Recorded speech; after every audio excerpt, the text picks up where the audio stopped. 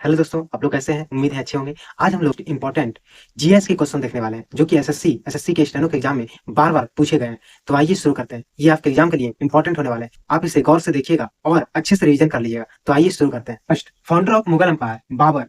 दूसरा, iron man of India Sardar Vallabh bhai Patel.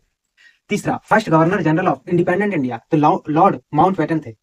चौथा, movement led by Mahatma Gandhi in 1942। 1942 में महात्मा गांधी के द्वारा जो मूवमेंट लीड किया गया था वो था quit India movement.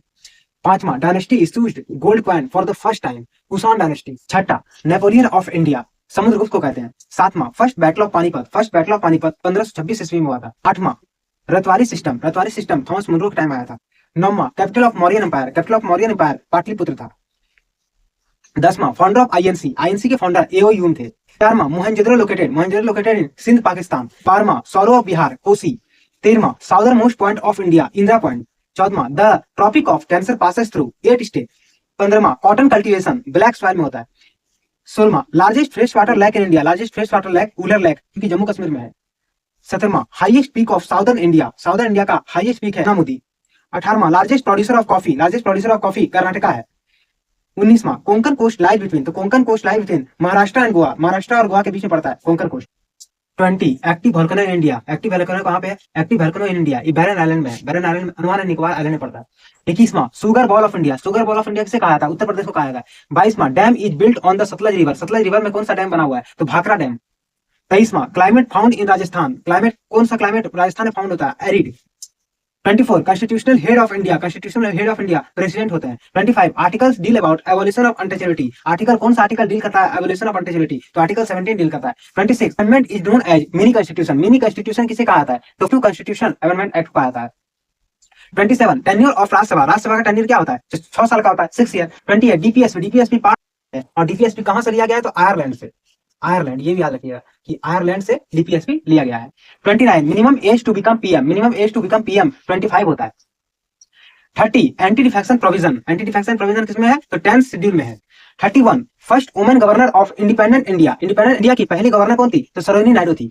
32, planning commission establish. तो प्लानिंग कमीशन कब आया था? 1950 में आया था। 33, article deal with impeachment of president. Article जो कि डील करता है इम्पीचमेंट ऑफ प्रेसिडेंट को जो हटाया जा सकता, महाभियोग लगाया जा सकता है, तो उसको आर्टिकल 61 में कहते हैं। 34, term for difference between export और इंपोर्ट का जो डिफरेंट टर्म यूज होता है वो क्या कहते हैं? उसको कहते हैं trade balance.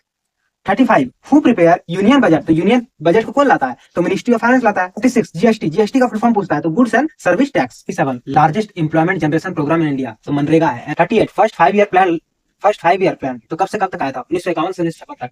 39, main function of RBI का मेन फंक्शन क्या है? Regulating of monetary policy. 40, sector contribute the most to India GDP. India का जीडीपी में सबसे ज्यादा कौन कंट्रीब्यूट करता है? Service sector. 41, ascorbic acid vitamin C. 53, largest organ in human body skin होता है। 44, पीएच ऑफ ह्यूमन ब्लड 7.35 से 7.45। 45, function of haemoglobin in the blood transport oxygen. 46, speed of light in vacuum 3 × 10⁸ metre per second. 47, device measure atmospheric pressure barometer. 48, principle of hydraulic lift Pascal law. 49, acid found in vinegar में acetic acid found होता है। 50, gas used in fire extinguisher carbon dioxide. 51, atomic number of carbon 6। 52, father of modern chemistry Tony Lavoisier. तो दोस्तों ये थे आपके top most 50 GS के question जो कि एसएससी और एसएससी के स्टेनो के एग्जाम में आने के बहुत ही ज्यादा चांस है क्योंकि ये क्वेश्चन बार बार रिपीट हुए हैं। तो आप इसे अच्छे से रिवीजन कर लीजिएगा और अच्छे से आप इस वीडियो को अच्छे से देख लीजिएगा और अच्छे से रिवीजन कर लीजिएगा। अगर आपको ये वीडियो अच्छा लगा हो, कुछ हेल्पफुल लगा हो तो चैनल को सब्सक्राइब कीजिएगा और लाइक कीजिएगा और अपने दोस्तों के साथ शेयर कीजिएगा। धन्यवाद दोस्तों, मैं मिलता हूँ आपसे एक और नए वीडियो में।